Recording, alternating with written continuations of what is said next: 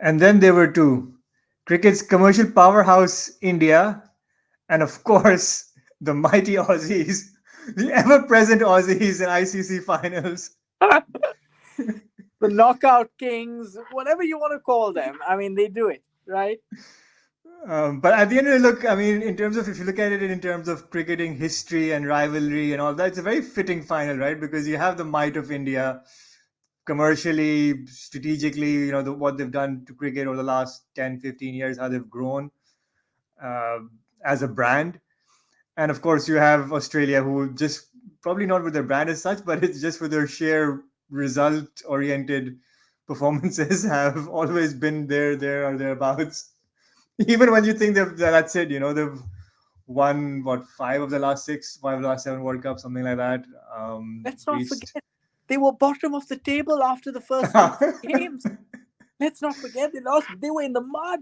They lost to us. We were the team that turned it around for them with a 250 run opening partnership. So it's Yeah. us to thank here. Yeah, and Sri Lanka had 120 for no loss in the third game, and then bottled it to get 210 all out. But Yeah, then actually it wasn't yeah, as convincing as it was us that really propelled them, and I felt we were. It could have easily gone the other way if they lost that game. But anyways, look, the way I see it is this, right? If you just take a minute to think about India, right? We all talked about the big comparison between the 19 squad and the 23 squad, right? And people sort of thought that, oh, but Rohit and Kohli are maybe a bit in decline. They're a bit older. 2019 they were in their pomp heyday. Clearly, that was wrong. That was wrong, right? Rohit and Kohli still got it. Class is permanent. But the second more important thing, which actually has had a good impact even on Rohit and Kohli, is that the others have stepped up. yeah, In 2019, there was a bit of a gap, right? Okay, there was Shikhar Dhawan and all, but there was a bit of a gap, right, around these players. Here, it's the others that have stepped up, which is one, the benefit is others are scoring, and yeah. two, pressure is taken off these two. And you can see Rohit is playing much more freely at the top. I remember against England in 2019, they were 4 for none after 2 overs, chasing a massive total and all of the subcontinent behind them. Now, unheard of, right? Yeah. The second thing I'll say is everyone talks about the one India performance that convinced them that they are that made them believe. People talk about the England game where they won batting first, low total. New Zealand, some even say the Pakistan demolition. For me, it's game number one. They were, after restricting Australia for 200, they were 2 for 3. 2 for 3, and everyone's saying, oh, this is a familiar story with India, great on paper, but they're not in form. 2 for 3, and they still won, and they won handsomely in the end. That, for me, that gave them belief that, like, if they Yeah. can win from anywhere, and I think that's the India that you see right now. Great in bowling, never giving up, and I think it's a fitting final. Yeah, and we're back to the days where a Virat Kohli century is guaranteed, isn't it? He comes in, Sharma gives a good start, and the template is set. He just never gets out, and then Iyer The or greatest KL white ball Rahul, bat of all time. exactly, without without doubt. And then obviously the bowlers come in and they do their bit. So there's not a single weakness in that team, to be honest. Okay, we discussed in the semi-final episode. Yes, the bowling was a bit weaker in the semi-final, which gives Australia some hope. But then the fact that you have 400 runs to defend the luxury of that, then you can afford to have a bit of a slip up, and maybe that one slip up has happened, and they'll be back to bowling Australia out for 140 in the final. but just to spend a couple of minutes on Australia again. Look, they've on paper they were probably the one of the weaker Australian teams, especially in the batting, where you have a very one-dimensional batting order, right? In the middle order, except for David Warner, and now Head has obviously come through. Marsh had a difficult start. Labuschagne, Smith, Inglis again has been a bit hit and miss. So you always felt there was a lot there were lots of holes in this team, as you like to say. Zampa had a bad start, and still they've come through. And look, okay, obviously Maxwell had that phenomenal innings. Warner had a good start, got a couple of hundreds. But if you look at it on the face of it, I can't really think of like this person has had an outstanding tournament throughout, right? There's no Virat Kohli type performance here, or even a Rohit Sharma type performance who's consistently done something. But someone's always stepped up and done something, right? That's the brilliance of Australia. I mean, there's Glenn Maxwell. Let's not forget. Yeah, but that was one innings, right? One. David And, Warner and won 100 against the Netherlands, yeah. Yeah, but this is the thing with Australia, right? I mean, they are collectively an absolute powerhouse because they Yeah. feel and they have that belief. It's just the belief that they can win from anywhere, right? It's the belief that they almost gave India themselves the first game, but Australia have had this, they were born with it, right? Yeah. Genetically, it's in their DNA that they're winners. And the reason is, and everyone wants to know why, it's because their domestic structure is so competitive. Sheffield Shield is the most competitive domestic circuit in the world, right? So they are used to those pressure situations day in and day out, right? When I see Cummins and Stark coming in today, Cummins seemed ice cool. Oh yeah, I've Yeah. done this before. Yeah, against Pakistan, yeah, 12 of 60. Yeah, probably did more than other captains have ever done in their lives. But that's them, right? So, they haven't had all in all out and out performances consistently by people, but actually that's allowed everybody to step up. So yes, you may say no one person is in red hot form, but at the same time you can say no one is out of form. Yeah. And I think when it comes to a final, the latter is slightly more important because you need everyone to step up and just make a contribution just because of the gravity of the situation. Yeah, even Josh English, who thought was out of form, Just an decided important 28 in a semi-final, which helped them get over the line. So should have seen it through though. Should have yeah, seen it. of course. But actually, Uh, it's a good segue. Actually, yeah, Australia. When you look at their batting, there's still that slight, something that is left to be desired. Whether it's one too many anchors, we talked about this in our yeah, previous episodes, where there's Smith and Labuschagne, they're both sort of similar. Do you bring in a Stoinis or Cameron Green? But is that risky because that brings Maxwell up to 5, and then suddenly your yeah, your batting looks a bit thin because we know Maxwell, right? He can score 200, but he can score 5 ducks after that. So what is that balance? I think they've agreed on those two anchors because it gives the opening 3 batters the license to go hard, which I yeah. think makes sense. But it's not the most convincing batting lineup on paper. Yeah. Look, it relies heavily on the top three. One of them to go big, which one of them has always stepped up. Head got a 60 in the semi-final. Marsh got a 180 something against Bangladesh. Warner got 100 against Pakistan. So one of them has always stepped up, which is in a way made it easier for the middle order. But I do agree that there needs to be, maybe especially against a team like India, they struggled in that first game, and 190 is not going to be enough in the final. Which I guess in a way is a good segue into. I don't know what you do in Ahmedabad if you win the toss, because batting first has been the recent trend, especially for India. But Ahmedabad, New Zealand chased down 280 in 35 overs. India, Pakistan, we all saw what happened. So So I'll tell you what I think. I think now you know how Ahmedabad plays. The issue when you're batting first is you think, oh, there's a bit of nerves, you get settled in, but then you realize that actually hitting the hard new ball is a lot easier. So when teams look to accelerate once they've got their eye in the more conventional way, it actually becomes tougher to bat. So I think now, with the benefit of hindsight, having seen how that pitch is played, it's clear that if you play it right, i.e., go hard the first 10, 15 overs, you yeah, are going to make a match out of it, right? And you're going to, if you predict, you should just tell yourself that overs 25 to 35 or 30 to 40, whatever, are not going to be high scoring. So I need to yeah, make the first few overs really count. Teams batting first have not picked up on that soon yeah, enough, quickly enough, right? So I think that's the problem. They haven't been quick to do that. Yes, I think it does get a bit easier under lights because it doesn't rough up as much. I get it, but I think ultimately it's a knockout game.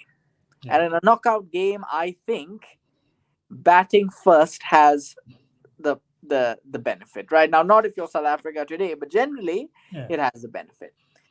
And I'm sure India will still have those demons in the closet from Saurav Ganguly's decision to bowl first at Johannesburg in 3.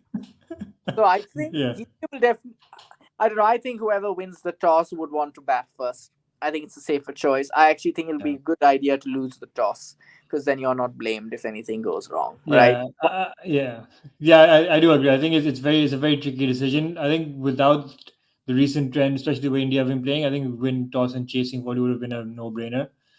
Um, Especially also you say it's a big game. You have this, I guess, the traditional mindset is win toss, bat first, runs on the board, pressure. But if you look at the last three World Cup finals, even 2019 probably doesn't count. They've all been won by the team chasing. Very fair point. Very fair point. So The only thing is though the Indian bowling under lights, yeah, that twilight time that they just know how to do it. I mean, now all yeah, the conspiracy theorists are almost saying they have different bowls now. Not saying yeah. I do not believe that, but I mean, they just know it's that little those 5-6 overs that you won't get Yeah. any time, any other time of the day. Yeah, And and if you put up a big score, then those 5 6 scores in the beginning they count big, right? And that's the difference. Which okay, fine. New Zealand lost by 70 runs, but if India didn't take those early wickets, New Zealand could have gotten off to a flyer, 60 for 9 and 10, and that would have had a big difference. absolutely. Um, just one last thing, I guess, in terms of what's the way, I guess, for Australia, because India have been so dominant throughout. You can't even say the semi-final as well. Like they've not had a single close game. What's the key to success for Australia? India, we know what's going to happen. Yeah, we know. So look, I think it's two things. The first is in the mind, and I'm going to be very cliched here, but I think Australia need no training in having that mental belief. Okay, whatever happens at the toss, it doesn't. Let's take that out of the equation for a second. You've got to remember that India is a team that has relied heavily, and they've got it a lot of the times on good starts. Okay, Yeah. Rohit Sharma is the key wicket, right? If you can get Rohit Sharma out, the platform that gets, it's not just the number of runs, it's the speed at which he scores them that makes it easier for everybody. Then you're just then milking it, 6-7 runs and over. Yeah. If they get Rohit out early, it forces somebody else to do that exact role, and that is where you have an opening, right? Virat Kohli is brilliant; he can do it, but he much rather be the anchor. Yeah. Suddenly you've got Shubman Gill, who you have to remember, despite his exploits, is still young and he's playing in a final. And then you've got Shreyas Iyer, who, again, isn't your swashbuckling player. He's a brilliant talent, but he isn't a Rohit Sharma in that thing. So suddenly the question is, who takes on that mantle? And I don't think they have a fixed answer there, and that can cause confusion. That's number one. The second thing is you've got to remember, batters 5 down haven't got much game time. They haven't, right? I know that New Zealand gave them a bit, but generally they haven't for a considerable time against a good quality bowling attack. Sorry, New Zealand. Sorry. Right? So I think that's going to be a really, really interesting phase of the game if they come in earlier. And they have to remember one thing that New Zealand somehow forgot. Haris Rauf, take that case study. The absence of pace is more important than pace. Write it anywhere, write it on the backboard 25 times as if you're in detention. Whatever you want to do, you got to do it. Mitchell Stark, I'm looking at you. Okay. Bowling fast is just going to get you whacked. Okay. So that's the other point. Unfortunately, I focus more on bowling here. On batting, look, you need to target bowlers. You can't wait for bowlers to settle. The two you need to target are Mohammad Siraj. Okay, he is young, he's underconfident. You have to target him, and Kuldeep Yadav. Okay, Yeah. Excellent bowler, but when he's under the pump, he doesn't operate as well. Yeah, I think that's very, very true. And I think if Sharma bats 5 overs or more, then I think it's game over. So Australia need to get him out. Yeah, and this is why I think they have to think. And I'm okay with them not opening the bowling with Mitchell Stark. If you have to open it with Josh Hazlewood because he's accurate, he's unerring in line and length, so be it. And maybe Pat Cummins on the other end or whatever. I would almost, if Rohit faces, he switches sometimes, but if Rohit faces the first ball, Josh Hazlewood needs to bowl. The thing with Rohit Sharma is when he hits those 2 shots, especially his full shot. That's it. Yeah. So final thing, predictions for the final. Are you ready for this? I'm going Australia. Oh, the shock!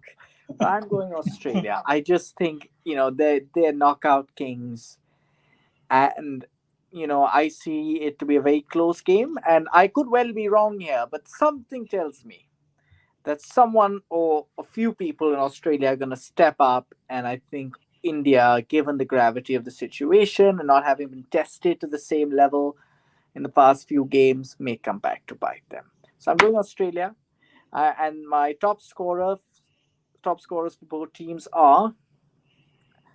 I'm going with KL Rahul for India, and I am going with.